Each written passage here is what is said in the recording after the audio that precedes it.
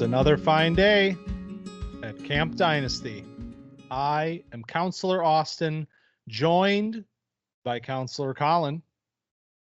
We are coming off of Running Backs 2.0, baby. What a fun class. 8 didn't even feel like enough. We didn't even get to watch everybody's, the people's RB1, Cam Scattaboo, because it's not even out there. We could have talked for hours, Collin, about the running backs, but today we're doing wide receivers. And how does that make you feel? I mean, I'd rather be talking about the running backs. I can tell you that. Watching the receivers was definitely a little bit of like cold water situation where last year we had a huge, like a really almost transformative wide receiver class. You look at what these rookies did last year with, Marvin Harrison Jr. and Malik Neighbors and Brian Thomas, and even guys like Xavier Worthy, Keon Coleman, all like really good players, probably forgetting some. And then, you watch the running backs this year and you get, Genty, Caleb Johnson, Omari Hampton, the names go on and on. Do that episode last week. Come into this one, it's like, all right, got a lot to live up to. Let's see what we got here. And fell a little bit flat for me. How did it feel for you? Same. And I was curious to find out how your experience went, because I think there's a lot of names at this point, of course, and some more notable than others. And I think going into this, I had an open mind, like, hey, these guys are kind of fun and maybe there's going to be some surprises along the way. And what ended up happening for me was that I was bumping grades down with a lot of these guys. So we'll get into all of that and why that happened and what it means. But generally, 2025 wide receiver class, I would say poor. Yeah. Is that too harsh? I would say no, I'd agree. I want to be more positive, but it's like there's a guy that's like I am very excited about. And the rest of them are, solid players that are probably going to end up being number 2 guys in the NFL. Yeah, I think there's some solid depth in this class. Like I think you could go like fairly deep with guys that are at least intriguing. And I think a lot of those guys we will get to see at the Senior Bowl, because a lot of them are older senior players that had good years this year. But at the top end, it's not quite what I was expecting, and it falls off into that like depth tier way quicker than I was expecting. So, yep. All right.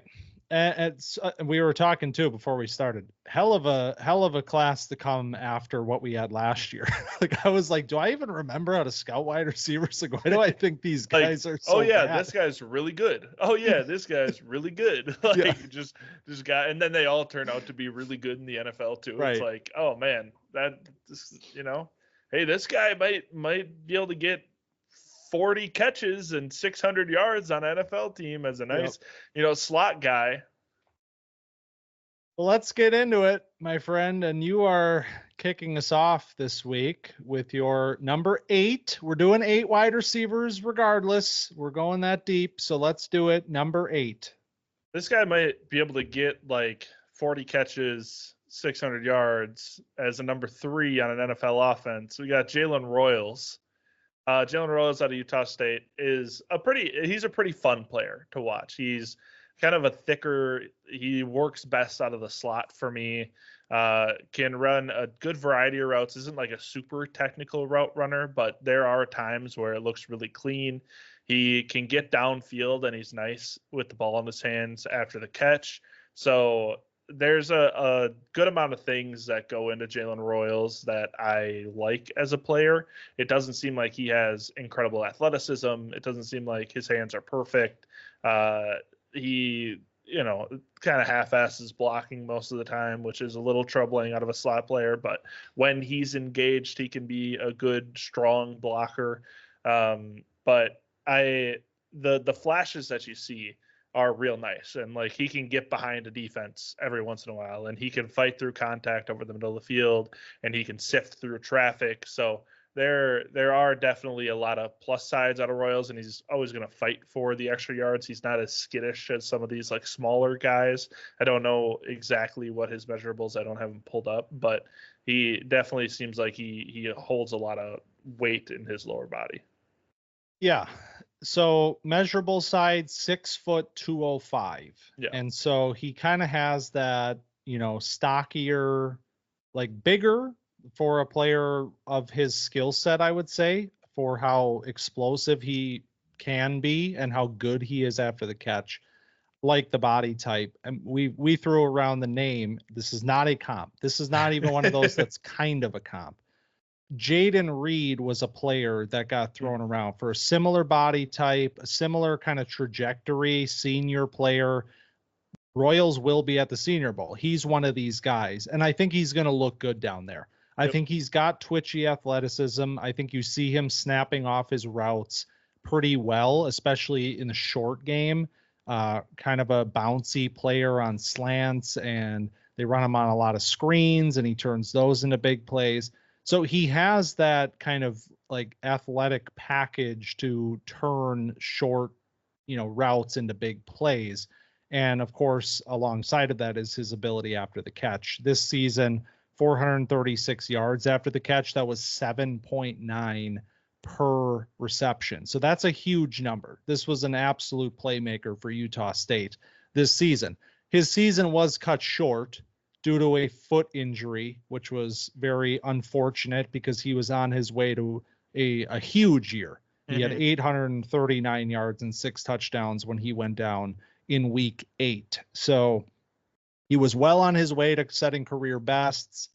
We talked about him a little bit during the season as well, and I was excited to see kind of what we had here with this player. And I came away kind of seeing him in a similar light, I think, than you did. Routes were not as great as I was hoping all around, and especially against zone coverage. I thought he was a player that was consistently running himself into zone coverage and not finding space. Or stopping early. Yes. I saw him stopping early on his routes a lot when there's like space ahead of him or behind him and not helping his quarterback a lot.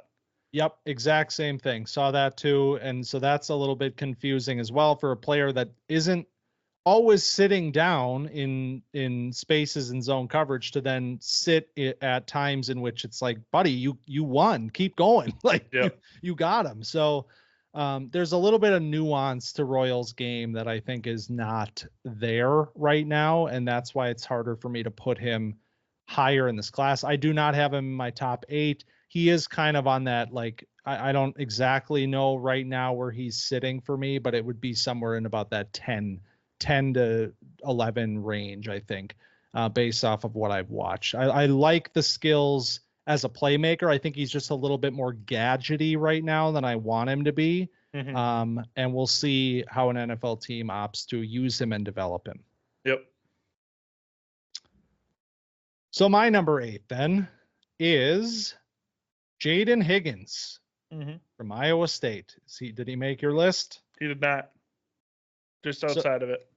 So, and this is what I think is very common. I would anticipate as a very common part of this class is like this range of players that I think include, like, you could maybe lump a guy like Higgins and Royals into one tier, and there might be like 7 other guys that you could fit into this tier. You might have guys saying, oh, well, why isn't X player in this, why isn't he in the top 8? And it's like the margins here are very small. Yeah, if you like him, put him there. Yeah, like the margins with this range of the draft, I think, are very small. Jayden Higgins was a player that did kind of stand out a little bit from the pack to me, a player that we talked about a decent amount during the season. He had another great year. Iowa State, 6'4", 215. He ended the season with 1,185 yards and 9 touchdowns. This is a big body player that is really, really nice on those quick underneath routes. And he played 29% out of the slot and 70% out wide. And you look at this body type and you say, oh yeah, he's a, X wide receiver, put him outside, let him win, on the sideline. No, put Jayden Higgins in the slot. Like, this player has a career in the NFL playing as a power slot, because he is, for his size, he has surprising, snap off of his routes. The slant route in particular is pretty deadly, and he turns those routes into big plays every now and then as well. Yards after the catch. The number on the year isn't super impressive, 330 with 3.8 per reception, but you see him, getting off of that first tackler underneath and picking up additional yardage with his strength and his size, just kind of fighting his way through the middle of the field. And then on top of that, he does still have this skill set where when you're in deep in the red zone, he has the ability to go up and get it. They were, pretty consistently giving him those opportunities at Iowa State, and he had 9 touchdowns this year and converted a lot of them. 14 for 25 on contested catches for 56% there. So he's got a really interesting skill set. I think he's going to translate better in the slot at the NFL level, but he has the size and the skills to do a little bit more than that too. Yeah, I was thinking that whoever drafts him needs to have like a plan in order for him to be a fantasy guy, because I thought the same thing, where he's really good getting open quick and getting the ball in his hands and going to work. And that's going to be easier to do if he's coming out of the slot, because it doesn't seem like he has a like big boy X route tree in his bag, and maybe he does, but I didn't see very much of that. But also, like, the quarterback play at Iowa State was real bad. Like, there were some throws where it's like, okay, I guess we're just going to throw it to a linebacker. But Higgins is like getting there quick, getting there in a hurry, getting there in the slot. And it's like, yeah, get this big bodied ball, let him work, let him break some tackles, and then, get him on those slot fades, give him some 50-50 shots, let him use the big frame on the catch point. I feel like there's a lot of ways to deploy a player like this without just saying like, yeah, you're going to run flies and posts for us. Like a DK Metcalf kind of vibe, where we want to stay away from that. We want to go more towards like how the Steelers use like Juju, where we're going to get you some easy touches, and then we're also going to stretch the field out of the slot, get you on the seam, get you on some fades. So I agree with you, where he's going to need to have a team, have a plan when they get him in the building, or else who knows what's going to happen here. Yeah, and I completely agree that wherever he goes is going to tell a lot, because you're going to have to be able to envision that that's where they're going to put him. Like, if they're trying to stick him on the outside, it's going to be a bad time, because he doesn't have, you said it, he does not have that skill set. You don't see many of those routes on film, and when you do, they are not great. He is not separating down the field. He's not winning consistently deep. He is very much in that sort of like, if the top of the iceberg is like Michael Thomas, and then you go like a notch down and it's Drake London, and then you go like 3 notches down, then this is the kind of player you're getting with Jayden Higgins. So he's Michael Thomas. That's what I said. Yeah. Clip it. All right. So your number 7.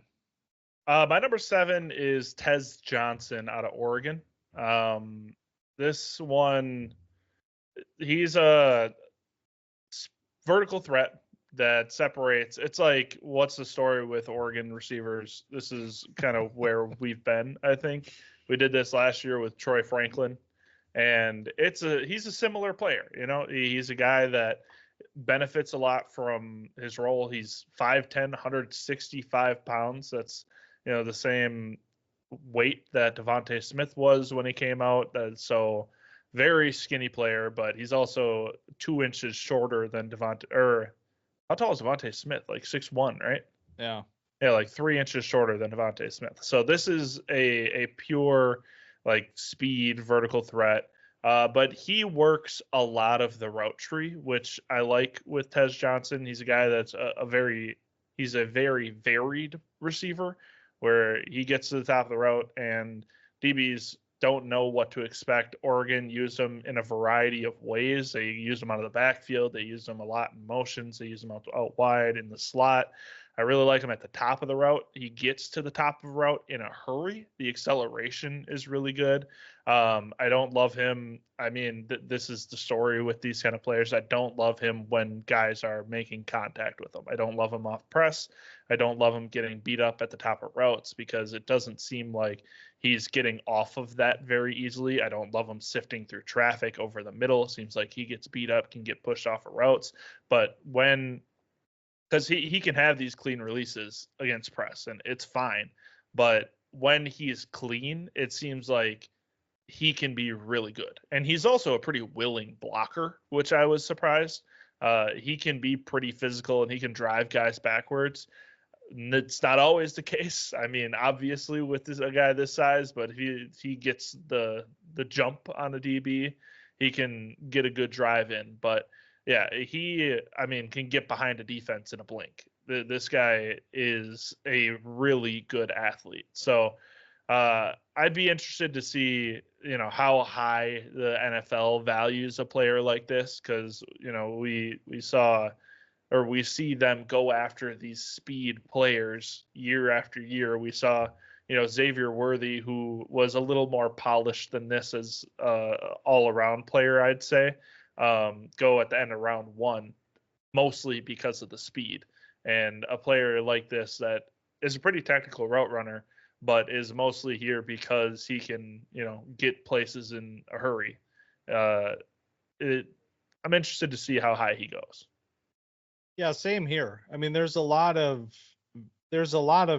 parts of Tez Johnson that are like kind of fighting at each other, right? Like the speed obviously is the number one asset here. He is proven over the last few years, last couple of years at Oregon. He transferred in from Troy, 3 years at Troy, came to Oregon, had an 1,100 yard, almost 1,200 yard season, 10 touchdowns with Bo Nix last year.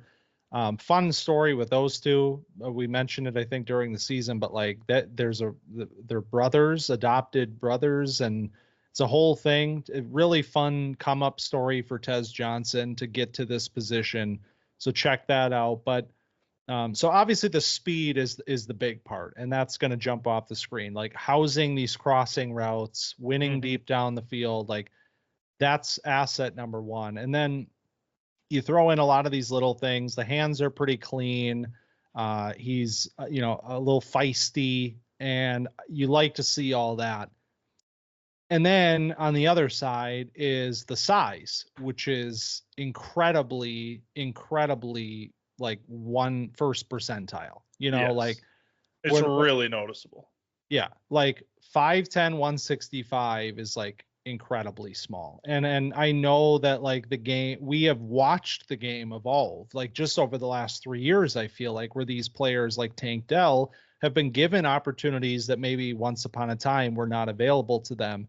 And a player like Tank Dell seizes hold of it. But at the same time, a player like Tank Dell has now missed, 2 season-ending injuries in 2 years in the league. And I'm not saying that's all entirely on his size, but it's certainly not helping. So that is, there's like this push-pull with Tez Johnson's profile, a little bit of an older wide receiver in this class as well. So I have him ranked right now at number 9. I am respecting his speed, and I am respecting the production that we've seen at Oregon, and also the fact that I think players of this size are no longer just write them off at the NFL level. But I do think he's got some hurdles that he's going to need to climb, and it'll be very interesting to see, like you said, where he goes and who he goes to, because those two questions are going to be very important when we think about Tez Johnson from a dynasty perspective.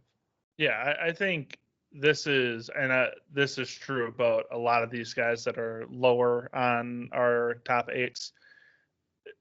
The role that they end up in and how much the offense is going to feature them is just as much of a question of their like skill set and their talent, because A guy like Tez Johnson can be the fastest player in the league and can whatever, but if he's getting only targeted 4 times a game, whatever, it's like, okay, pretty forgettable player. But if he's on a team that's taking downfield shots and a team that is looking for him on those 15-yard comebacks, that's a different story. So there's a lot of questions with Tez Johnson. The size, like you said, is the biggest one.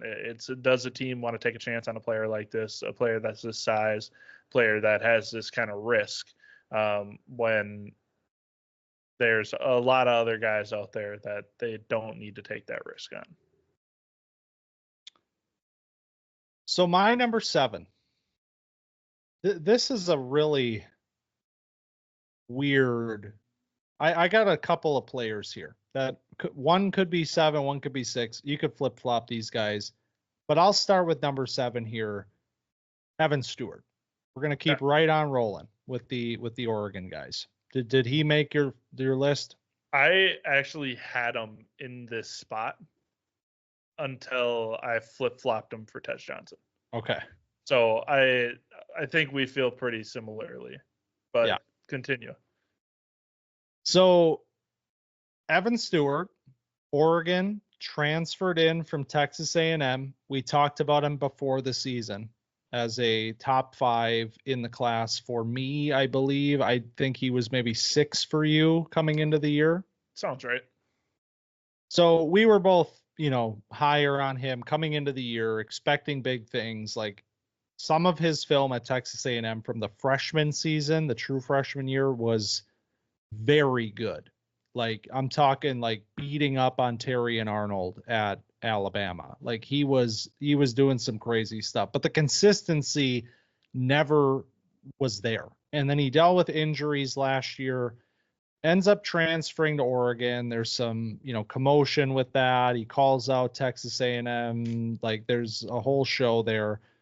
And you think, man, he's going to walk right into this Troy Franklin role at Oregon, and he is going to look exceptional. We're finally going to get to see everything that Evan Stewart can be. And what we got was another season of basically the same thing. 613 yards, 5 touchdowns. He only had 68 targets to Tez Johnson's 101. So clearly operating as the number 2 option in this offense. But man, this year was so weird because I'm watching Evan Stewart from this season and I'm like, God, he looks good. Like he looks good.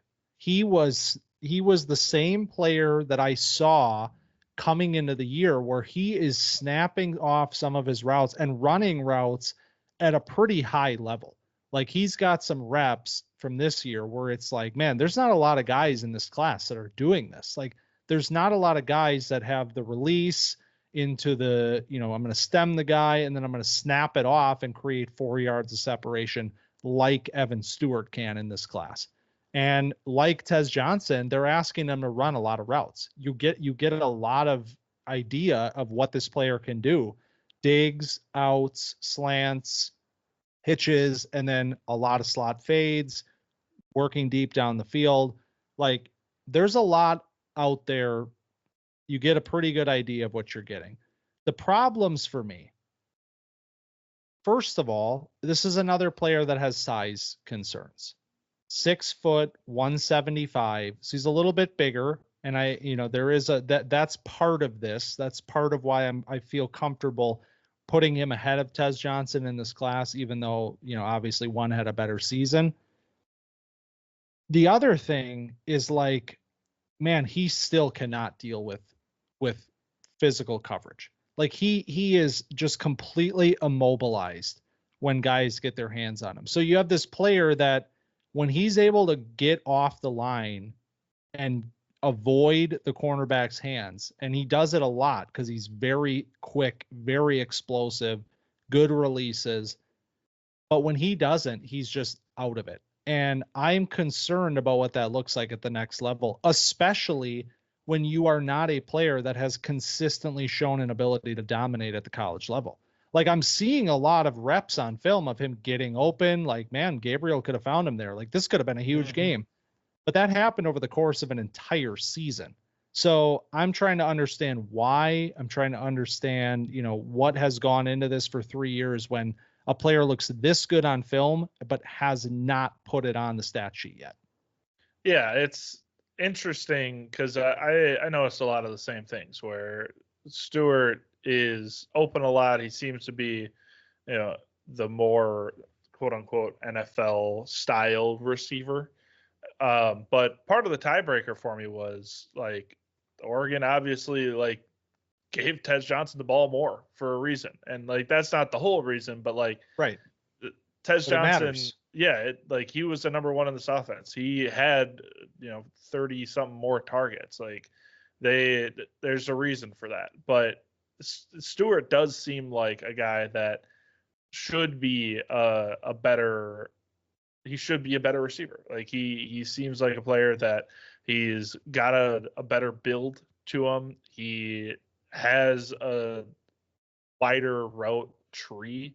He does a lot of the little things right, but man, I guess I just walked in and I wanted to love him, and I was like, all right, this is like pretty solid. This is a guy that is gonna have a couple big plays in a season, and that might be it, because it just doesn't seem like he wants to, like you say, work with the physical nature of the position, where he doesn't want to be nasty inside, because I feel like he could be a really, really good slot guy, and he's playing outside at Oregon, and he could be like a nice find his own and then turn on the burners when he gets the ball in his hands. But it just doesn't seem like he wants to do the dirty work that a wide receiver needs to do. And that's another interesting point, is like he has been utilized outside for his entire college career. 82%, almost 83% of the time lined up out wide throughout 3 years in college. And for a player of this size, it's natural to be like, well, could he work better in the slot? And I think we've seen the slot position evolve quite a bit, talking about guys like, Jayden Higgins now being a desirable slot option. But at the same time, like, I am curious if an NFL team will draft him with an understanding that, like, we're going to try him out in the slot because he's just too damn explosive. He's too good at separating at this position, but like we just cannot put him on the line of scrimmage consistently because he's just not going to be able to win. And the other really confusing part is like he puts his body on the line at the catch point. Like he doesn't seem like a player that is like soft or afraid. Like he is going up, and this season in particular, I thought was his best year at the catch point, like overall, like lowest drops. He also has good hands. Yeah. And they're much improved. That was something we talked about coming into the year. Like he improved from 22 to 23. Let's see that number continue to go down though. 9.5% last year. He got it down to 4%, only 2 drops this year, and both of them came in the same game. So almost entirely clean this year, and 8 for 14 on contested catches. And these were some crazy catches. He had some highlight reel catches. Like literally some of the best catches of the season, and like jumping up, putting his body on the line, crashing down and holding on, or holding on to hospital balls. There was a couple of those too, where Gabriel's putting him right into the meat grinder and he is coming down with it. So he had one against Ohio State, that big post where he had him kind of in between the two safeties and got crunched. And he, no problem, got right back up too. Next play, right back in it. And what's that? And what about that Ohio State game stands out? Easily his best tape of the year. Yeah. Unbelievable. Like if you just watched his Ohio State game, you might come away saying, how is this guy not a first rounder? Like he was that good in that game. So he's a really confusing player, really hard to project to the NFL. Like I am completely befuddled on what to do with Evan Stewart. So here he is at number 7. maybe we should just be like, hey, he did against Ohio State. Caleb Downs, Denzel Burke. Story of his college career, though, really. Yeah. Like, just showing up in huge games against top flight opponents and then just like disappearing for massive stretches of the season. Well, that's what gets you here. All right. So you're number 6 then. Speaking of Ohio State. Emeka Egbuka. Ooh, okay. You have him higher? I do, but let's this will be a fun one. Yeah, so Egbuka, honestly, I expected to have him a lot higher than this. But I just ended up being like a little underwhelmed by the tape. I was just like, we have this idea of who Egbuka is from the 2 years that we've been, keeping a close eye on him for this show. But it seems like, I don't know. I really like him. Obviously, he's a big slot player. He's 6'1", 205, operates a majority out of the slot. He's pretty much always been a number 2 wide receiver beside Marvin Harrison Jr. And he was behind Jackson Smith and Jigba, and now he's behind Jeremiah Smith as a number 2 option. Had his second best year this year outside of his sophomore year, had about 900 yards, 10 touchdowns. So I guess I go in with this expectation of like who this player is and who we've been watching. And I was like, okay, I feel like he has less juice than I wanted him to, which brings him down here.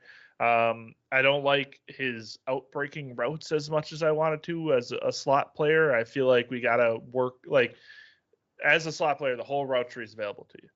And so that's what makes it special. So him being a big guy that plays out of slot, his in-breakers are exceptional. He's really good at in-breaking routes. He's really good at running the seam. His out-breaking routes left some to be desired for me. His physicality, I thought, was a little less than I wanted it to be, especially when running routes. At the top of routes, when he's getting kind of zone chucked by defenders, it seemed like it kind of rocked him a little bit, and that's what led to the outbreaking routes being a little iffy, because he would get to the top of the route, a linebacker would kind of shove him with a little forearm shiver, and he'd kind of get off balance going outside, stuff like that. And he had it seemed like on screens, especially, which Ohio State runs a ton of, it seems like he's whiffing blocks, man. Like, I'm just sitting here, I'm like, okay, like in the run game, it seems like he's a pretty solid blocker.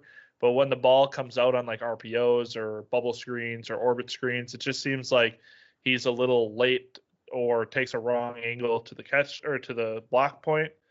But on top of that, or outside of the negatives, I think he's an incredible route runner on in breakers. And like I said, running the seams. I think he sells play action really well, which is very important because he is a good blocker in the run game. He will like approach DBs like he's going to block them, and then his acceleration is really good, where he'll pop out of the route and leave that guy behind. He did that in, I think, the Penn State game, where he kind of approached the DB and broke outside on a touchdown and scored. And so I don't know. There's a give and a take with Egbuka, where I like him as, a slot player to run inside routes. I almost want to move him outside. Like, I feel like he's been playing slot his whole career. I feel like it wouldn't hurt him to be like a number 2 outside receiver, because he runs inside breaking routes so well, and his outbreakers need a little work. I don't know. Man, you kind of nailed it right there. That's like everything that I saw as well. But this class is so ridiculous, man. Like, yeah. Okay, so I have Egbuka at number 4. Okay. And that comes with the fact that he has lost ground from the players ahead of him and ceded ground to the players behind him. Like, I was fully expecting, like, this is not an objective game. You try to make it as objective as you can. you go in with preconceived ideas about these players, and especially when it's a player like this that you've watched so much of. Mm-hmm. So I'm going in thinking, okay, he feels like a lock to be like maybe the only player in his tier in this class. Like there's going to be a group of guys at the top or near the top, and then there's going to be a tier, and then there's going to be the rest of the guys.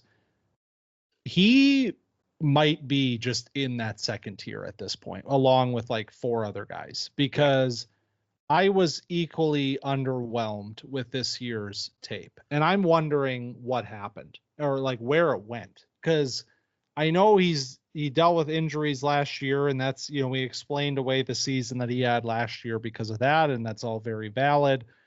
But he comes into this year seemingly fully healthy. I haven't heard anything otherwise. And it just looked like he was not the same guy. Like he didn't regain that same juice that he had from 2022, from the season that was 1,100 yards, 10 touchdowns. We come into 2023. This is one of the top players. Like something has happened to him over the course of 2 seasons. And I'm 100% with you. The inbreakers are exceptional. They've been exceptional forever. He's a killer over the middle of the field, running these digs, just time and time again out of the slot. And even then, I still thought some of them were a little less pronounced than they were a couple years ago. Like he's not gaining I that agree. same level of separation that I remember seeing him. And then the outbreakers, like you said, like there's work to be done there. And other things that I'll say about Egbuka that lead me to keep him at the number 4 spot, although at a bit of a deflated grade. He's really good at the catch point. Yeah. And that's important for a slot player, of course, like catching these contested balls over the middle through contact, not worried about that. A lot of really impressive end zone reps from him this year. Really nice catches in the end zone, touchdown grabs.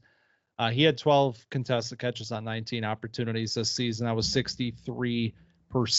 That's a pretty consistent mark for him. He was 9 of 17 in 2022, so actually even better this year in that area. And his hands are relatively clean. 3 drops, 4% this year. That's fine.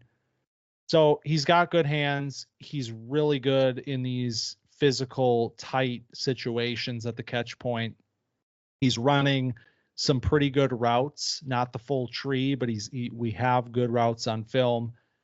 They like to get the ball in his hands. And I remember in 2022 thinking he's good, but he's not fast enough for this. Mm-hmm. Like he's not a player that can take these jet sweeps to the house. He might be a player that can swim through traffic and pick up a first down, and that's fine. But that only got worse over time. And I thought this year, you're seeing them still work in these touches for him, and they're just not going anywhere. So I don't know. Again, it's like, What's the word of the 2025 receiver class? Confusing. There's a lot of conflicting information here. Like, what do I want to believe? Do I want to believe that the player I saw in 2022 is just gone forever and he's never coming back because of what I saw this year? Or do I want to continue to bet on the good parts of Egbuka and see that he can maybe regain some of his former form? It also seems like he's down at the first contact a lot. I wanted to see him break more tackles as this like a big guy that's getting the ball in his hand at or behind the line of scrimmage. And it just seems like he's like either getting tackled by the first guy or just carrying the first guy an extra 2 yards. And he's not breaking contact very often, which I thought, again, was just a little bit disappointing. That's my word for this class. It's just like, I'm disappointed. All these guys, I'm like, I wanted a little bit more. Confused and disappointed. The title of our 2025 receiving scouting book. Yep. All right. So number 6. 6 for me. And we're going to rewind a little bit to when I said there's 2 players here that I just can't figure out what to do with. So they're both right here. The other one is Isaiah Bond. I have him at number 5. So again, like Evan Stewart, there's things that I like about Bond on film. I liked him coming into the year. I believe he was both of our number 4 wide receivers coming into the season. You bet on the traits. He's got ridiculous acceleration and speed, like ridiculous. And you see that, and you see that player is going to Texas, where Xavier Worthy and A.D. Mitchell just played. And you think, man, this is going to be insane. They are going to put him right in that Xavier Worthy role because that's where he makes more sense than the A.D. Mitchell role. We're going to get him these scheme touches, and we're going to let him use his wheels. And in some cases, that's what happened. And in some cases, you see this ridiculous athleticism on display, like truly unmatchable speed in this class. Mm-hmm. And so just that alone is getting him into this range, because there just aren't enough guys with the intangible athleticism that you need to have at this position. And he's got it clearly. But the problems are, where is it? Like, where is it in these games? Because he is not, this is another guy, 33 catches this year, only 54 targets, 532 yards, 5 touchdowns. Yes, he was banged up throughout the season. And I am putting a little bit of emphasis into that he was not fully healthy this year. But man, you just would have loved to see such a perfect fit work out better to feel confident about projecting this player to be that sort of guy at the next level. And we just didn't get that. Yeah, that pretty much sums it up, where when he's schemed the touches, when he is the focal point of the offense, first read or running like a big like dig on a dagger play, and they're cycle to him and he's getting it over the middle, it's like, man, Isaiah Bond looks like he could be really fun. But it never got there with Texas, where that was never a priority for the team. The game against Mississippi State is easily his best film. And I mean, I don't know if it's a coincidence that's paired up with Arch Manning or not, but it's like, okay, we're getting open fast, and it can be like down the field. He's still getting open in the time of the play, which I think is really important. It's like that's what I liked most about Bond, and what brought him up to 5 is like, we can do these,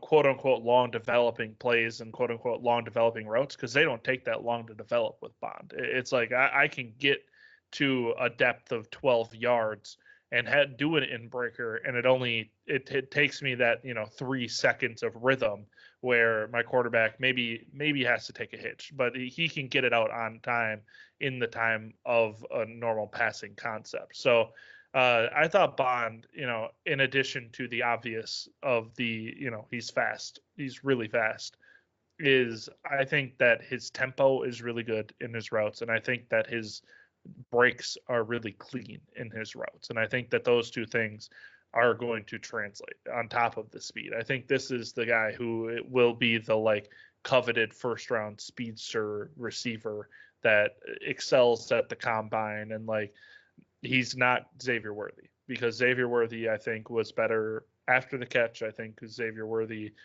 had a better downfield route repertoire. And I think you can see that turning into something in the NFL right now. And I think you could see that at Texas. But I do think Bond has some of the same, the similar idea of a player, where he is a speedy player that can do some stuff with the ball in his hands, that has great acceleration, that can be turned into a real wide receiver, rather than being kind of a gadgety guy a la like John Ross, where you're just kind of, oh, he's so fast, we got to find a way to get the ball, and you just can't. So I think there is a lot of potential for Bond. Just like, will it get realized? I'm not sure. Yep. That's exactly where I'm at. Like you can see the makings of a good route runner. You saw it even last year at Alabama in the limited action. He had, 671 yards, 4 touchdowns. You see a player outbreakers in like digs and outs. He was particularly strong on, sinks the hips really well, gets into the break. Like you said, good tempo on the routes. There is the makings of a player here. I just really would have loved to have seen that materialize before, sticking my neck out and saying, yeah, this is a first round caliber wide receiver. I think the goal of this year when we went into the season was like, man, step into this role, have a big year, show some development.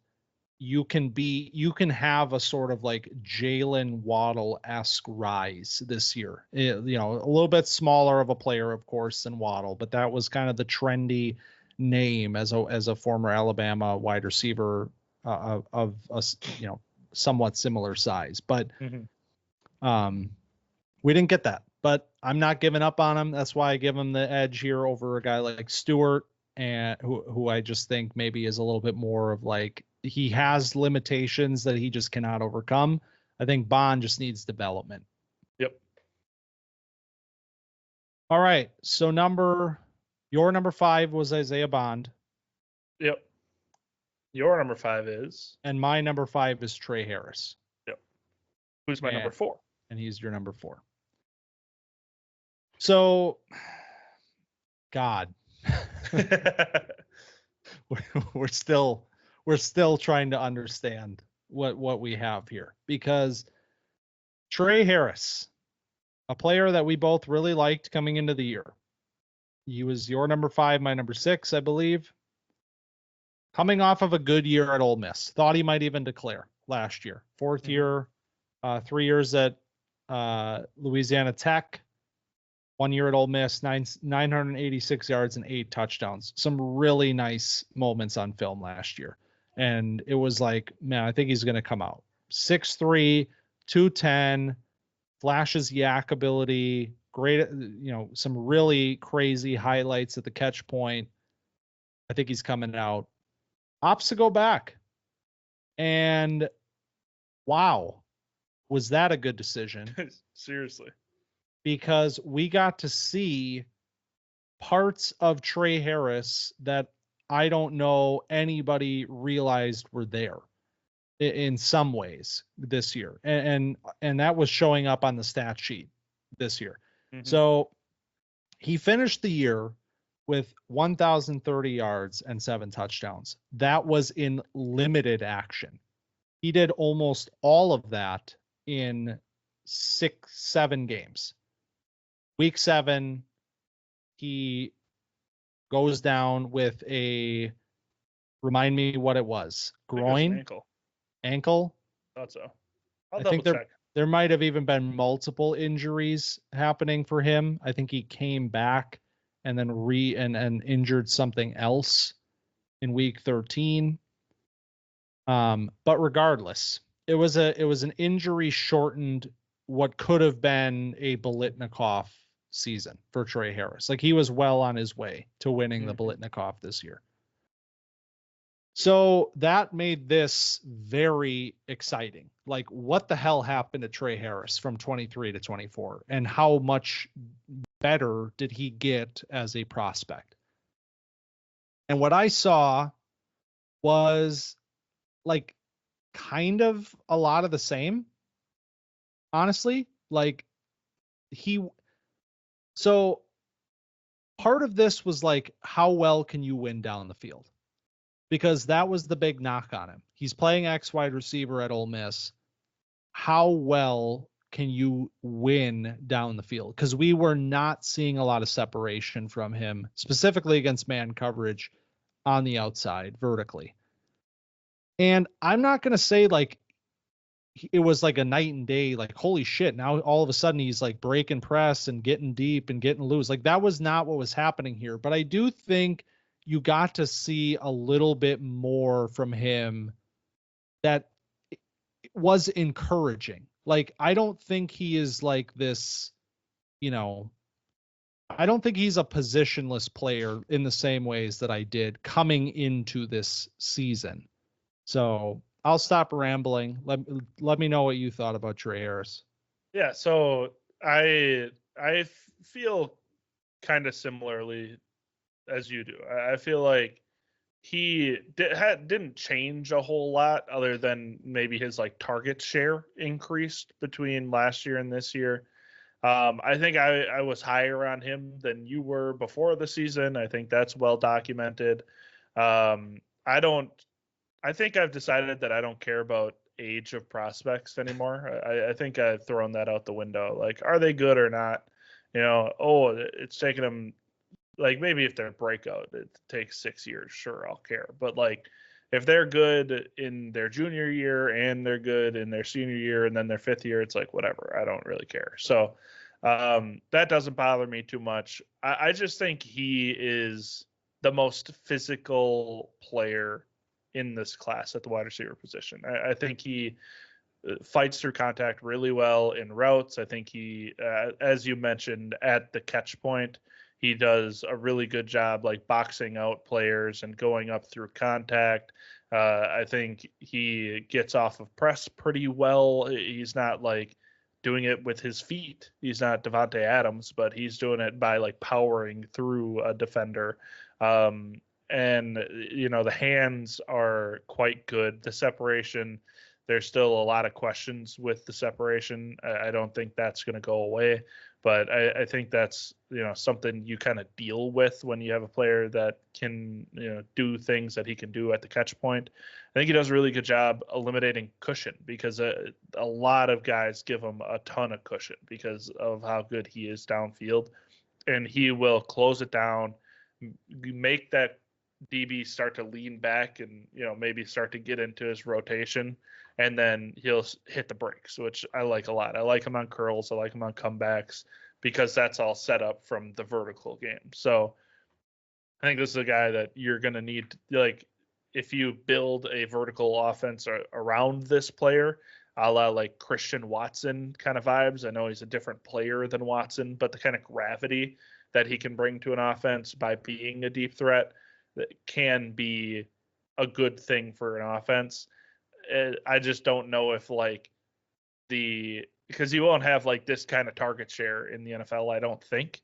But if he can get into an offense that's going to funnel him targets, then it can look like this. But it just seems like he's going to be the type of player where he'll be a boom bust whether or not he's getting these downfield targets. So let me throw this out there. Ready. This kind of contradicts what you just said. But what do we think about Tre Harris pulling a full Rashee Rice in the NFL? That's interesting. Just being a pure like crossers player. Yeah, like working from the slot, working the middle of the field, kind of scheming him some touches, because he is a really good yards after the catch player. Yeah, no, I do like it. So physical, elusive, even at this size. Like he's got some ability to make guys miss in the open field as well. So he's like a really fun player that I think I would be somewhat concerned about, like asking him to play this role in the NFL, like the role that he's playing at Ole Miss. Like, can you consistently win vertically in the ways that you are right now in the NFL? I don't think he can. At least that won't be how he sticks in the NFL. But I do think the skill set is there and the talent is there for him to, I mean, it's almost a 1-for-1. Like Rice was playing on the outside. He was playing as a vertical X wide receiver at SMU. He had a phenomenal final season statistically. The Chiefs took him and just completely changed what he does, and he became one of the best rookie wide receivers. I think a similar thing could happen with Tre Harris this year if a team is willing to do that in the same way that the Chiefs were. And we know, Andy Reid is not a bad coach. So he saw something in that player to do this. We'll see if wherever Tre Harris lands would feel the same way and opt to do that. But I think that's where he makes his money in the NFL. Let's just turn him into like Mike Gesicki. Put him in that role as like a flex tight end that you just kind of like motion around and stays around the line of scrimmage and never actually blocks. Weird with it. Yeah. Let's just have him be like this weird kind of mercurial player that catches. Sometimes he's going to go downfield. Sometimes he's going to catch balls over the middle. But no, I don't know. I don't think Tre Harris is going to be like T Higgins, where you can like run him vertically and trust him to come down with like all those 50-50 balls and short area, that kind of stuff. That's not the player Tre Harris is. So I would like to see him used how you mentioned, where you kind of get him in the slot and get him working, on crossers after like play action, get him some like windows opened up where he, doesn't have to, make these spectacular catches. I do like that. Because he is a better route runner as well. I want to clear that up. Like he's a better route runner than I think people give him credit for on these quick routes, slants, hitches, like the quick underneath and short stuff. He has some really good reps in general.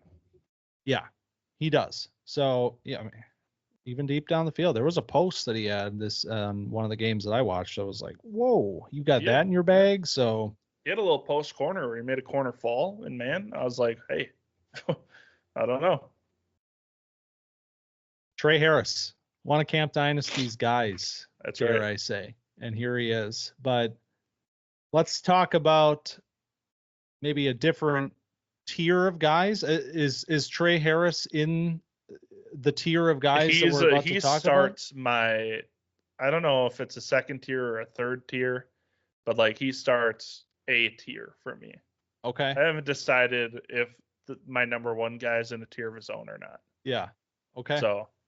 All right. And maybe some surprises yet along the way. This is certainly that type of a class, but let's go to number 3.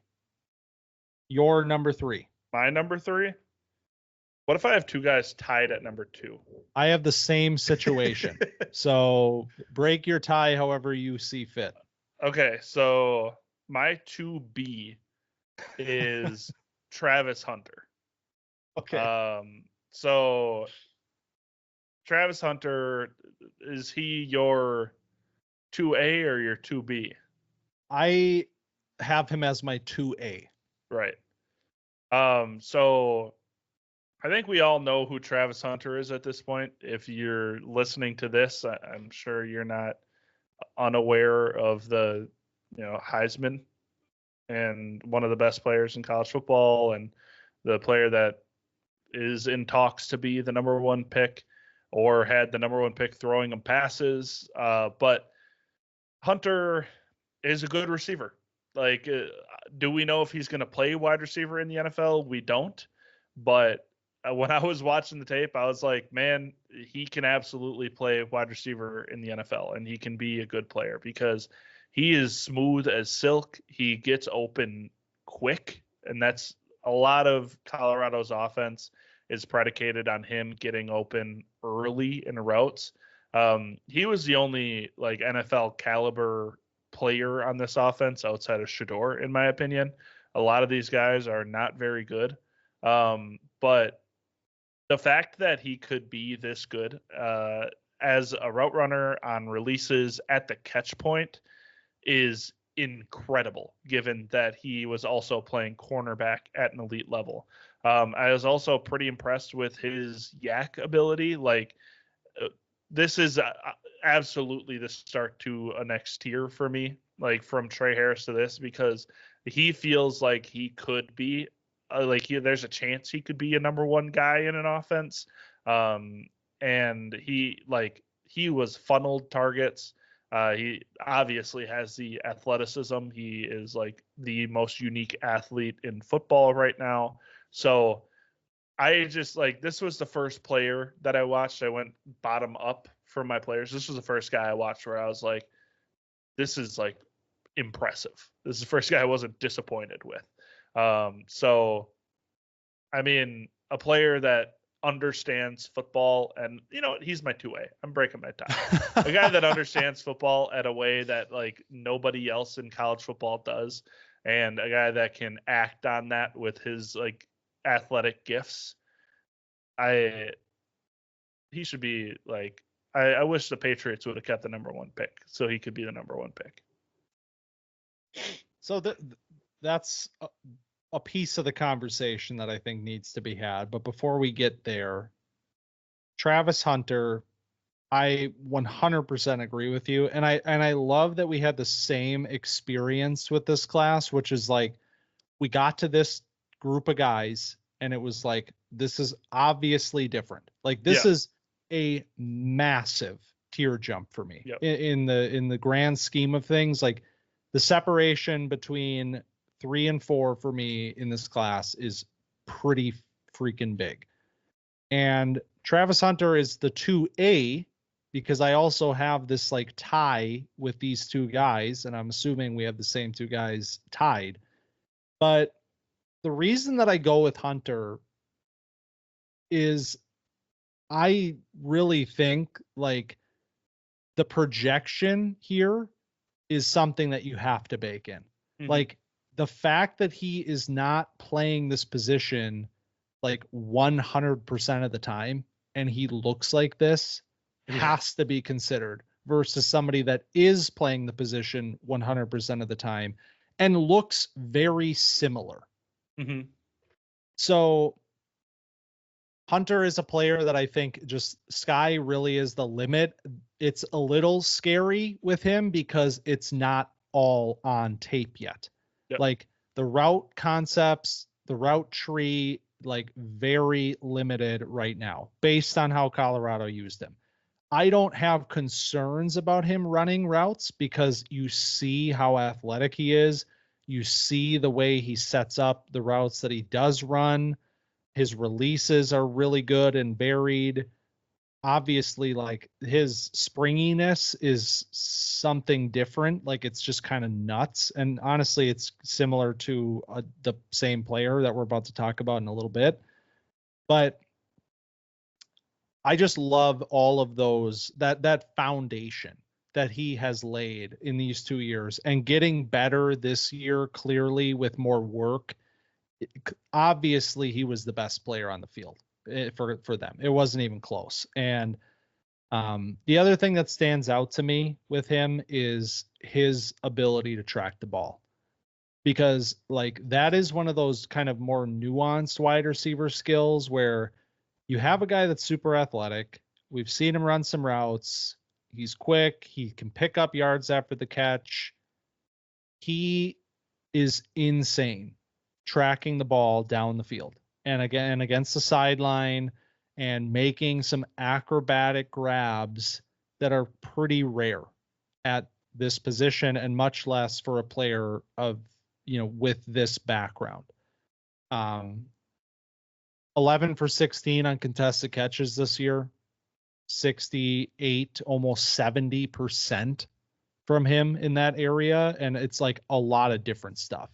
It's like him getting underthrown, like winning a fly route by several yards, getting underthrown, coming back through the corner, readjusting himself and coming down with the ball through contact. Like it's like really, really impressive stuff that he's doing. So I'm very excited to see what happens with Hunter, and selfishly, like I hope he does play receiver at the next level because first of all, I want to watch it happen and I want to see him on fantasy teams and what can he do. But also like, I believe that he can develop into one of the best wide receivers in the NFL. I just don't think he's there yet.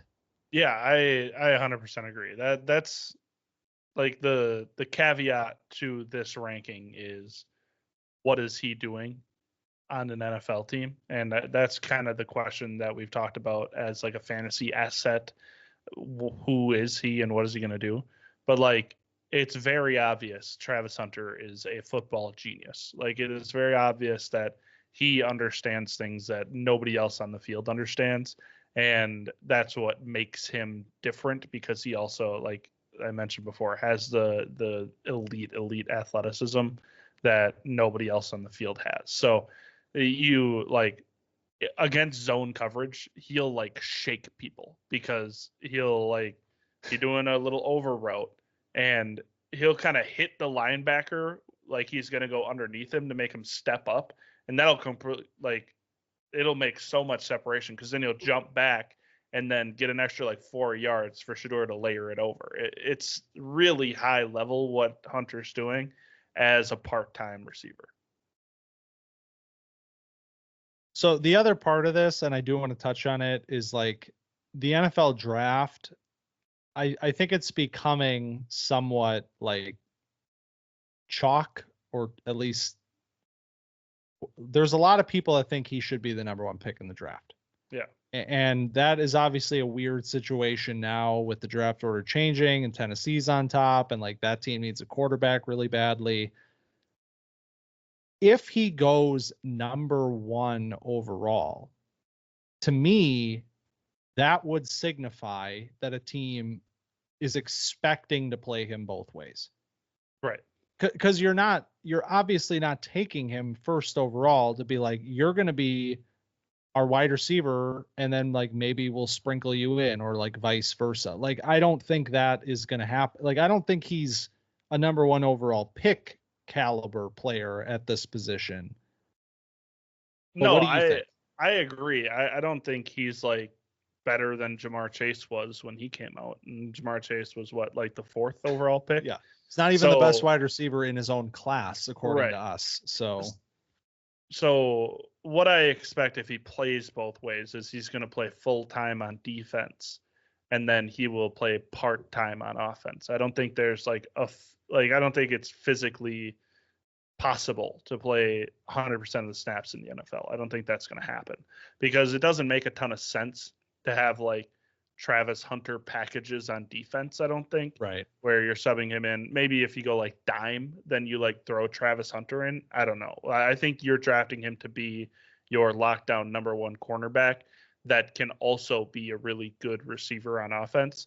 And if that's the case, I think you got to move him down in like your wide receiver rankings or your fantasy rankings. But there's also a world where he has kind of like the Taysom Hill effect. I don't mean to put them in the same category, but like Taysom Hill plays like 30% of snaps and gets the ball on every play that he's in, where he's like doing a read option, or he's running a route as a tight end, or he's getting the ball as a running back. And it's like, okay, I guess like if he's going to touch the ball on every single snap that he plays offense, then maybe it's worth it. But I just find it hard to believe that like he's going to play both ways full time, or if he's going to play 30% offensive snaps, whatever the number is, that he's going to be featured enough to be worth, 102 in your dynasty draft. Yep.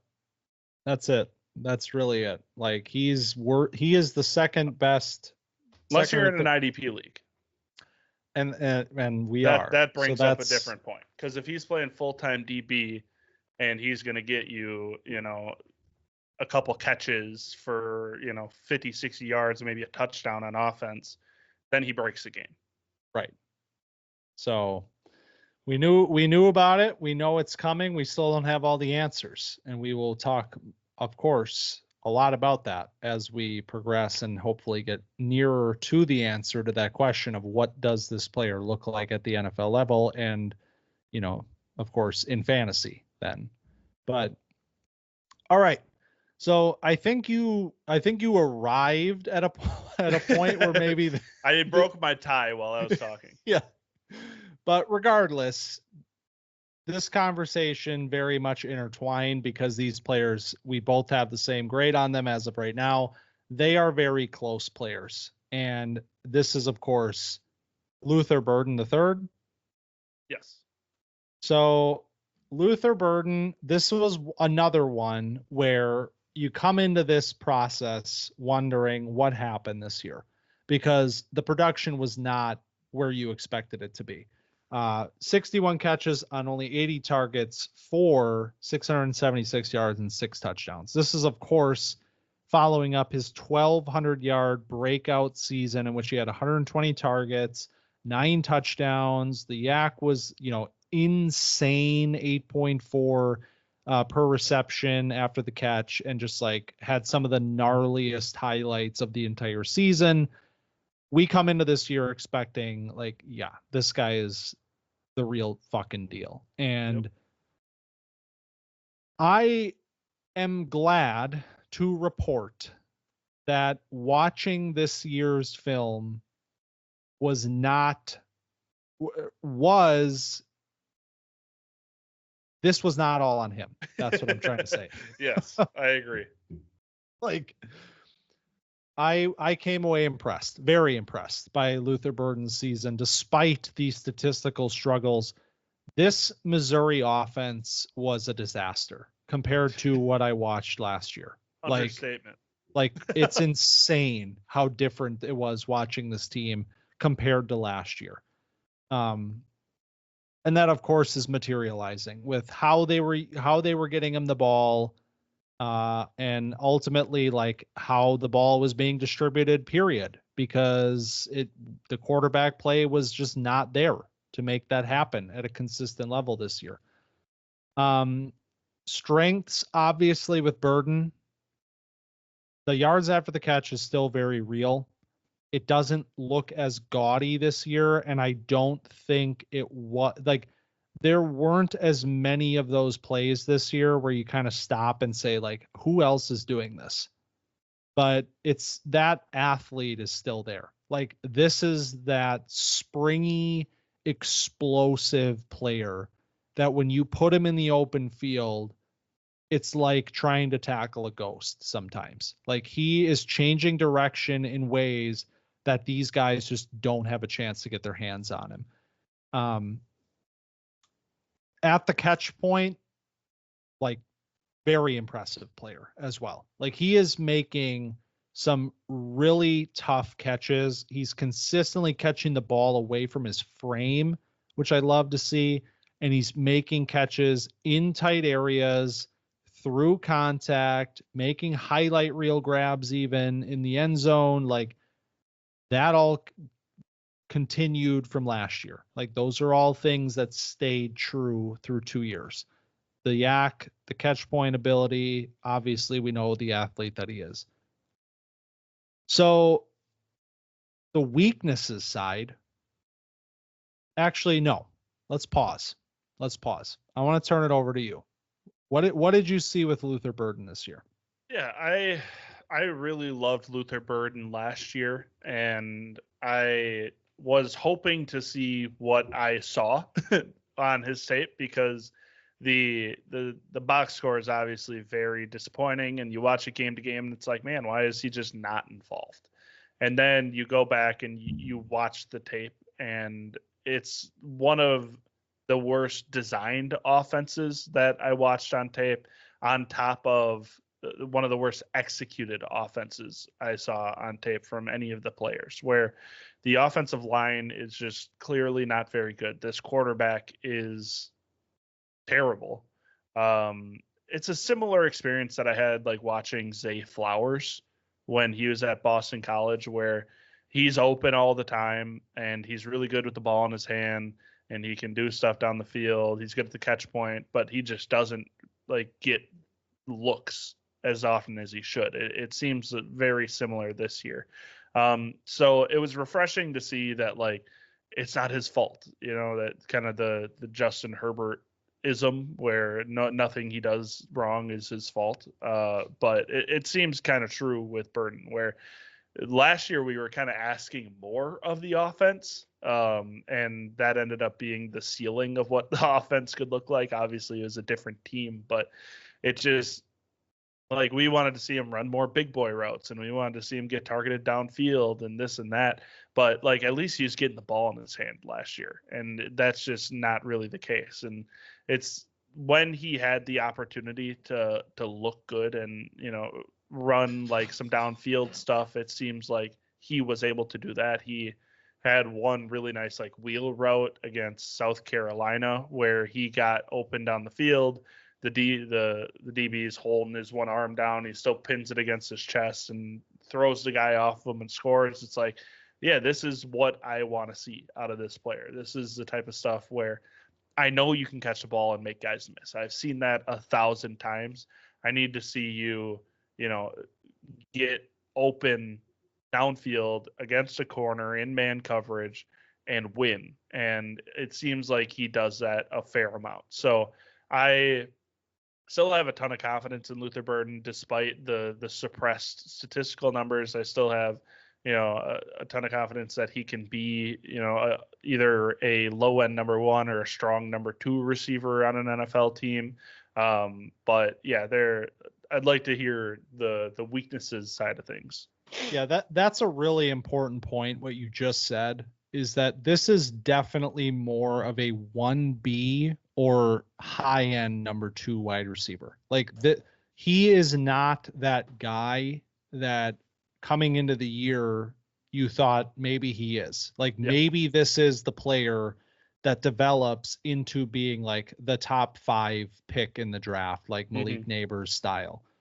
That's not what happened, and that's not what the film says. Like he is just not that sort of a player.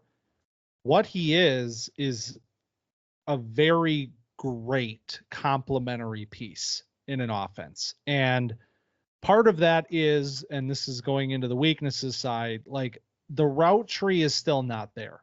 And you see bits and pieces of it. Like I'm not sitting here saying like, I don't think he can win down the field. Like he's only catching screens or he's only catching hitches and all. Like that's not true, but he does not have enough of a developed route tree and specifically deep down the field that I'm sitting here like pounding the table. Like where were these touches? Like this is a number one wide receiver in the making. And he was held back by this offense. Like he was held back by the offense because of the nature of his game. Right. Like that's going to show up a lot more when the offense is struggling than a player that can transcend the offense by just running all the routes and constantly being wide open. That's just not Burden's game.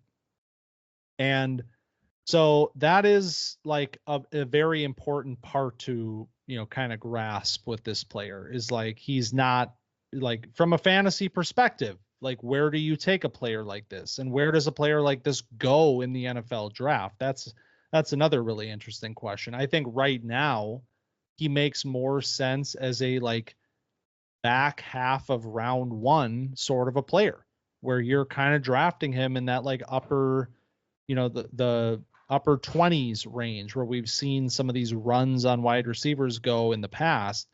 Like there's going to be, we're going to see number 1 go. We're going to see Travis Hunter obviously go for his own reasons. And then I think this number 2, run, the second run on receivers can start there in the 20s. And I think that is honestly a good thing because I'm hoping that this player goes to a good infrastructure on a good team that has and ideally a number 1 wide receiver already in place to allow him to kind of do what he does best. Yeah, I would agree with you. I think a lot of what Missouri did, which was, not in his best interest and in his best interest at the same time, is use him as a gadget guy. Yeah. And like, sure, that's a good way to use him, but I think it hurts him in terms of like draft stock because you talk about a player that you want developing at their college and developing before they come into the NFL. Well, giving them handoffs, 4 times a game because you can't get your offense going isn't the best way to like showcase this player's talent as a pure receiver. Now, can he go to like Dallas and be the number 2 to CD? Maybe, but like, I mean, there's some skill set crossover, I think, with CD where maybe that doesn't work. But like, I'm just thinking of, these teams that we're going to be seeing in the playoffs over the course of the next couple of weeks that he could work on. Denver needs a guy across from Sutton. I feel like they work really well. And like Bo Nix wants to get the ball out early. Like a team like that where they have a need at wide receiver, but also have, a winner outside. A team like Pittsburgh who needs a receiver, Green Bay, question mark. That won't happen. Who's a Packer? Ja'Cory Brooks. Like the Chargers could use a player like this, but regardless, it's like you said, he needs to go to a team that has a proven number one guy so he can operate in a way that complements his play style. You know where I really like him? And it's a little early from what I'm talking about here, but that might be okay. Arizona would be a really good fit. Getting him paired with Marv would be really nice. Well, McBride is the real number one there. That's true. There's always going to be 10 targets for Trey McBride. But and then the other one would be Houston. Yeah, I think Houston would be fun with him there as well, working with Nico Collins. So Denver as well. Tank Dell's chain like that. Yes. So, I'm sorry, buddy, but I mean, if you get back on an NFL field after what happened, like props to you. Seriously. He's been in all the wrong ways. And Stephon Diggs is out the door too, probably after his 1-year contract. Yep. So there's definitely some spots that could absolutely work for him that have quarterbacks and have some questionable wide receiver rooms. And that leaves one. Tetairoa McMillan. What a rip. So starting off, I will say this was not a year in which I watched the film, I put down my pen, and I said, God damn it, was that fucking special? Yep. Like it wasn't. Like he did not climb into this like tier of guys that was here last year. Like not really close. But I still think easily the best wide receiver in this class. Yep. So Tetairoa McMillan, Arizona was a mess as well. Like this was absolutely another case of a player that was just not helped by his offense. The difference is Tetairoa McMillan had 84 catches for 1,316 yards and 8 touchdowns. Like Tetairoa McMillan was able to transcend what was happening in the Arizona offense because he is that number one caliber wide receiver. He is not a player that depends on much to win at this position. And you saw that this year. I mean, Noah Fafita took a huge step back this year. Like it was really bad, like really bad. And the offensive line was bad. It felt like every single play was like Fafita has no time. He's scrambling. He's getting outside. Like the route concepts aren't even developing. Like it's really hard to even gauge how well McMillan could have been or could have looked in an offense that was like playing on time and had rhythm and like had a competent quarterback. Like for him to put up these numbers in that situation is really impressive. Obviously, if you're familiar with the player, 6'5", 212, you know he's a massive beast out there. And coming into the year, the big draw with him was catch point. Like his hands are like glue. His 50-50 balls are 70-30s. Like he is skying and extending and pulling down the ball in ways that like cornerbacks just cannot deal with. Like they cannot match up with him because of his length. This year, I think you got a lot of the same. The hands were a little worse.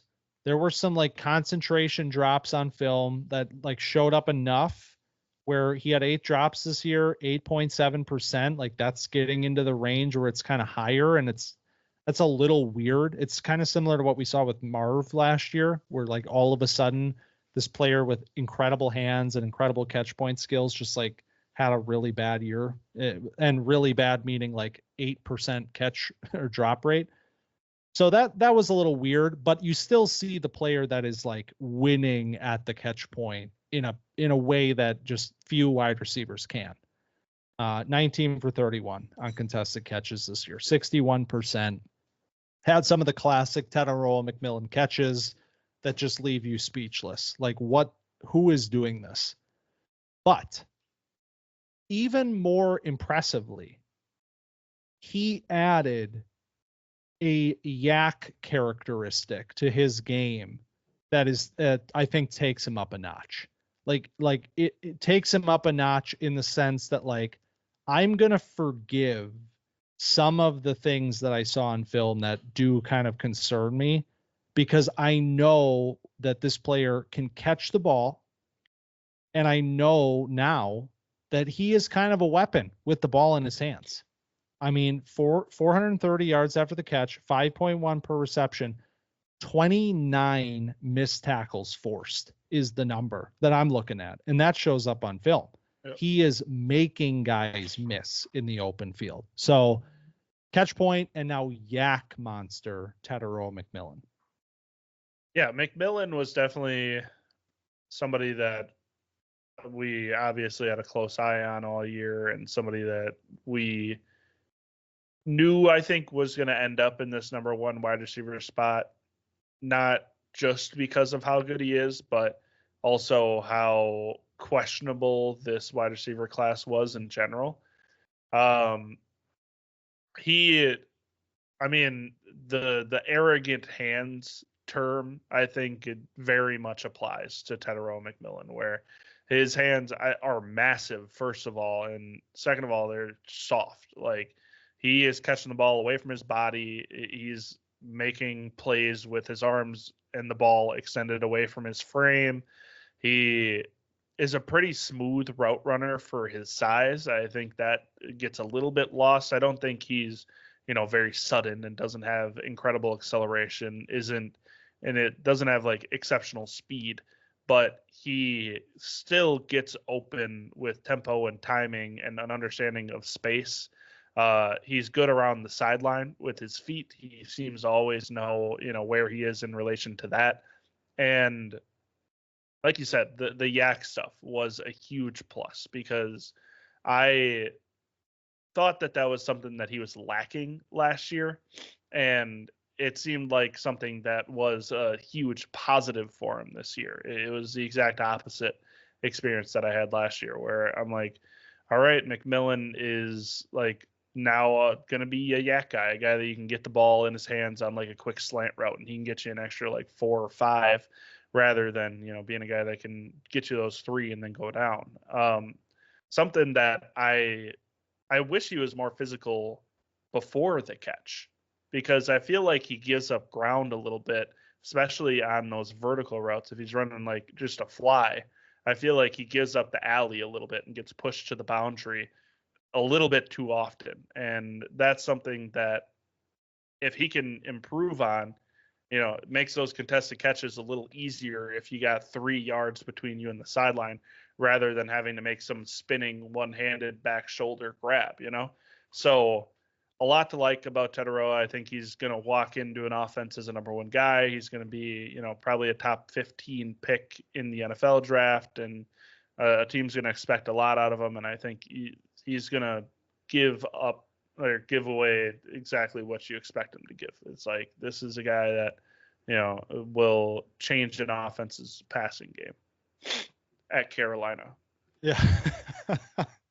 Yeah, that's another good one, where it's like, where does Tetairoa McMillan end up going? And that could matter a lot given some of the spots up there. But yeah, I agree with you. I think getting a little nastier, like, we got the arrogant hands. You coined that term. Let's put it on a t-shirt. That's not my term. Well, I'm giving you credit for it. We got the arrogant hands. let's get arrogant with your frame against these smaller players, like during your routes. Like get a little more physical. He's not a player you don't feel his size as much. Hello. Woo. Yeah, you like that? Okay. We're good Not for at about- least one an It's about episode. the motion of the ocean, man. Yeah. It's not about how big it is. So I would like to see that. And that goes into this, which is like him as a separator. Like it's not bad. Like he's not the kind of player where you watch him and you're like, I don't know how he's going to win in the NFL. Like he's just not that kind of guy. He is, but I don't think he has like extreme athleticism. Like you said, I think a lot of his routes are based more on his fluidity, his flexibility, and his tempo. I thought he got worse against man coverage this year. Mm-hmm. Like I came into this year, like, you're average to above average against man coverage compared to the average, 6'5" wide receiver. This year, I came away being like, man, do I have to be worried about this? Like, do I have to be worried about you beating man coverage in the NFL? And that's not a question I wanted to ask with McMillan. And against zone as well, I did think he regressed. Like, and I don't know if that was the offense. Like, I think it has a lot to do with the offense. I feel like because the scheme was just gross. And yeah, and I think that like the performance against zone specifically leads me to believe that like the offense was just regressing. And obviously like Jed Fish was an excellent coach and he leaves. And so that's going to leave a crater of an impact with how the offense is operating. So I thought he was an excellent player against zone coverage last season. And I didn't see that same level of proficiency from him. So we can chalk a little bit of that certainly up to the offense, maybe a lot of bit of it, depending on, how much you love the player and how many excuses you want to make for him. But I am cautiously like, I don't want to like raise this like big guy can't separate flag. Like I'm sure many people will try to do during this cycle. But I do think like, there was a little bit of a step back this year, and it should be called out. Yeah, I think if there's a reason that McMillan doesn't succeed, it's because I think it's because he's not strong enough before the catch or doesn't act on his strength before the catch. He's not physical enough with DBs that are sticky. So I think that's going to be his biggest issue. If that doesn't get cleaned up, it's like, all right, well, why didn't Tet McMillan work out?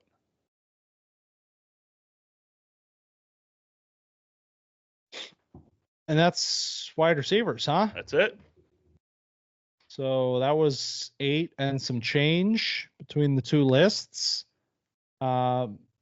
Really wild class in this from coming off of last year's class where it's like tier 3 last year is like competing with tier 1 this year. Like it's that insane of a difference.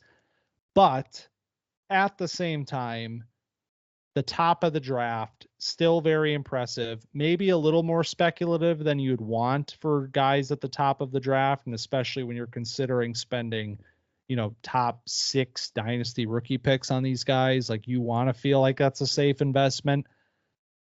Maybe some of these guys aren't. But the good news is that they certainly show you that they have the ability to grow into some pretty stellar players at the NFL level. So anybody else that you watched that you feel inclined to mention?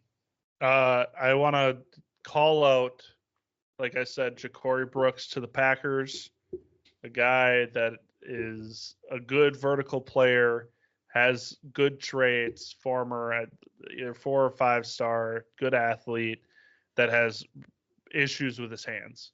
That's a Packer. That's my one thing. Yeah, I mean, obviously when you're talking about 8 deep in a class that's not very inspiring, there's not many guys to sit here and, there's a lot of guys to kind of know, and we'll talk about a lot more of these guys going into the Senior Bowl. I think is where these sorts of names are going to show up more. The one I do want to shout out, or at least get his name into the program, is Alec Iomanner, because I think Iomanner has some fans in the process. So if you're listening and you're like, where's my guy? I didn't love it. I just don't love his film. I think he's a bigger player that has some really good explosiveness, like very impressive explosiveness at his size. He just wasn't running a ton of routes at Stanford, and he wasn't running many routes where you were sitting there and being like, oh man, this explosiveness is really translating into separation off of his breaks. Like, he was a more explosive off the line player than out of his breaks player. And track guy will give you. Well, and then he's got some crazy highlight catches. He's not consistent at the catch point. Like, contested situation. Are you talking like, is there somebody specific that you're like targeting? I feel like we didn't need to go in on him like this. No, I've seen, the reason I'm doing this is because I have literally seen Iomanner's name mentioned in like late first round NFL conversations. Okay. All right. So that's why it's like, if anybody's sitting there like, where is this guy? That's why he's not in the show, because I was not impressed with this film. So I thought this was just a pure straw man. You're just like, you know what? I need to get my takes off about Iomanner. I just need somebody to hear this. No. Well, there is that, but that is part of having a podcast, is that you can just put your thoughts out in the world. So nobody can argue with you. People are saying Eric Iomanner is wide receiver 1. I think they're dumb. That's what I think. All right. So that is wide receivers 2025. Not all of them. We'll talk about more of them, I'm sure, throughout the process, but those are the main ones. And this class, as you know by now, maybe not so desirable, but that's okay, because there's plenty of running backs to go around, and there's plenty of tight ends to go around. And that's where we're headed next week. So yeah, like that. I was figuring out as I went, but pass catching talent, maybe the tight ends will fill in some of the gaps that we're looking for. But if you enjoyed our conversation about wide receivers, be sure to find us on Twitter at camp_dynasty and TikTok at camp.dynasty. And if you are watching on YouTube, make sure you hit subscribe. And, if you're feeling generous, you could even head over to the pod feed and leave a rating and a like and a follow or whatever you got to do over there. And if you're listening to the pod feed, head over to YouTube and give us a subscribe. We appreciate that a lot. So thanks for listening. Hey, come back next week. We got some real good tight ends. Oh yeah. Real good. So I can't wait for that conversation. Thanks for stopping by Camp Dynasty this week. And we'll see you next week.